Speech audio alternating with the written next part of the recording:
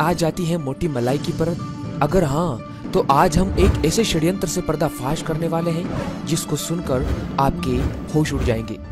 वर्ष 1830 जर्मनी के एक वैज्ञानिक ने एक अनोखे पदार्थ की खोज की जिसका नाम उन्होंने रखा मेलामाइन। ध्यान से समझिए दोस्तों, सीमेंट जैसा दिखने वाला सफेद रंग का यह पाउडर बहुत चमत्कारी था। जैसे ही इसे वैज्ञानिकों ने फॉर्मल्डिहाइड के साथ मिलाया और बहुत अधिक ताप पर गर्म किया तो यह पदार्थ एक मोल्डेबल मटेरियल में बदल गया जो वर्चुअली अनब्रेकेबल था। फिर इस पदार्थ को अपने हिसाब से साँचों में ढालकर विभिन्न उद्योगों जैसे प्लास्टिक उद्योग, खाना खाने के बर्तन, चाय के कप और फ्लोर की चमकदार टाइल्स बनाने के लिए प्रयोग किया जाने लगा। दुष्ट बुद्धि इंसान ने धीरे धीरे पता कर लिया कि मेलामाइन में 67% नाइट्रोजन होती है। यहाँ पर आपको बता दें कि किसी भी खाद्य पदार्थ में प्रोटीन की मात्रा कितनी है इसका टेस्ट एक विशेष विधि केल्डेल टेस्ट से किया जाता है, जिसमें यह देखा जाता है कि उस पदार्थ में नाइट्रोजन की मात्रा कितनी है। अधिक नाइट्रोजन मतलब खाद्य पदार्थ में प्रोटीन की मात्रा अधिक है। फिर क्या था, मेलामाइन से फ्लोर की टाइल्स बनाते बनाते दुष्ट बुद्धि इंसान ने इसे नॉन प्रोटीन सोर्स की तरह खाद्य पदार्थ में इसे मिलाना शुरू कर दिया ताकि उसमें अधिक प्रोटीन होने का एहसास होने लगे। पहले तो दुष्ट बुद्धि ने इसे गेहूं के आटे में मिलाया और उस आटे से गाय, भैंसों और कुत्तों के लिए प्रोटीन रिच पैकेट बंद यमी फूड बनाया।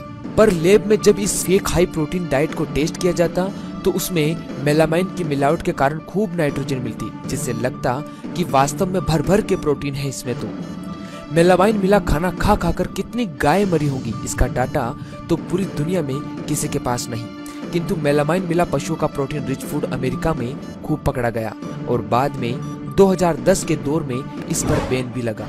अब भारत तो भारत है, यहाँ तो कंकड़ हजम, पत्थर हजम, किसी पर कुछ फर्क नहीं पड़ता। पशु पूरी दुनिया में कम से कम 1 दशक तक मेलामाइन मिला खाना खाते रहे और यह जहर खाकर मरते रहे। किंतु वर्ष 2008 में दुष्ट बुद्धि को नया आइडिया आया।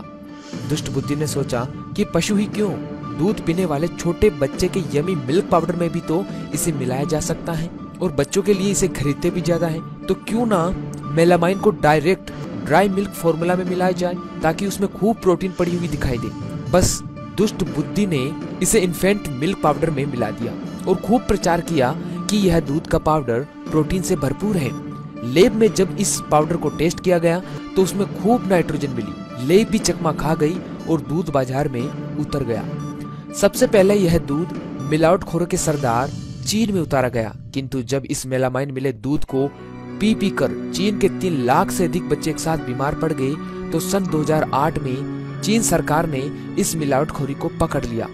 इतिहास में इस घटना को 2008 चाइनीज मिल्क स्कैंडल के नाम से जाना जाता है। आप लोग गूगल करके पढ़ सकते हैं। दूसरे कई देशों में भी इस तरह का मिल्क बिकता हुआ मिला, पर सभी जगह की सरकार ने इसे पकड़ लिया। दुष्ट बुद्धि को पता चल चुका था कि अब अमेरिका, चीन जैसे देशों में उसकी दाल गलने वाली नहीं है। तब उसने भारत का रुख लिया। भारत में आज तक कितने दूध मुँहे बच्चों ने यह फेक प्रोटीन युक्त दूध पिया, किसी को कुछ नहीं पता, क्योंकि किसी ने आज तक इसका टेस्ट ही नहीं किया। कितने बच्चे इस दूध को पी पी कर बीमार होकर अस्पतालों में भर्ती हो रहे हैं, किसी को भी आज तक नहीं पता, किसी के पास कोई डाटा नहीं है। अब सुनिए इसके आगे की मजेदार बात। दुष्ट बुद्धि की सोच यही तक सीमित नहीं थी दोस्तों। भारत की दुष्ट खोपड़ी के दिमाग में दूसरी ही बात चल रही थी। उसने सोचा कि क्यों न इस जादुई पदार्थ से पूरा का पूरा दूध ही बना दिया जाए। तो उसने दूध लिया और उसमें पानी मिलाया, पर पानी मिलाने से तो उसमें प्रोटीन की मात्रा कम हो गई, जिसे लैब में टेस्ट करके पकड़ लिया जाता। दुष्ट बुद्धि को पता था कि मेलामाइन को अगर इस पानी मिले दूध में मिला दिया जाए तो मेलामाइन से नाइट्रोजन निकलेगी, जो लैब में किए जाने वाले प्रोटीन टेस्ट को चकमा दे देगी और लगेगा कि दूध में उतनी ही प्रोटीन है जितनी होनी चाहिए।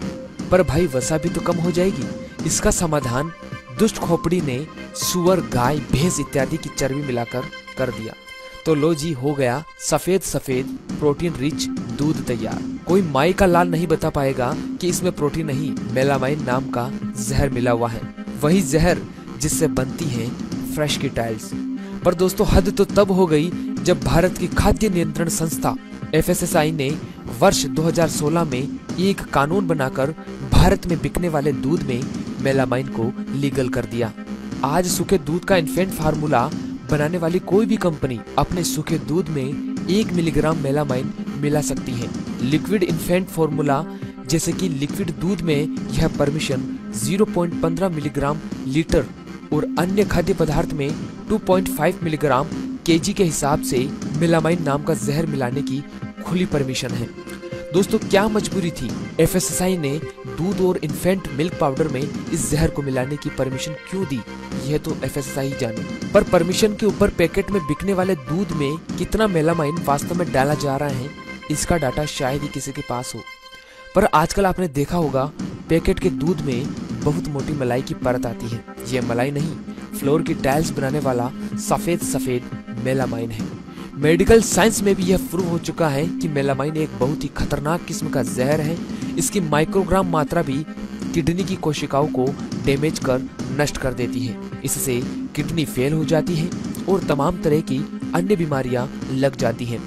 मेलामाइन के कण गुर्दों में जमा हो जाते हैं और सफेद टाइल्स के फर्श जैसी पत्थरी बनाते हैं। इसके संपर्क में आने वाली कोशिकाएं ROS नामक केमिकल बनाती हैं, जो खतरनाक कैंसर पैदा करती है।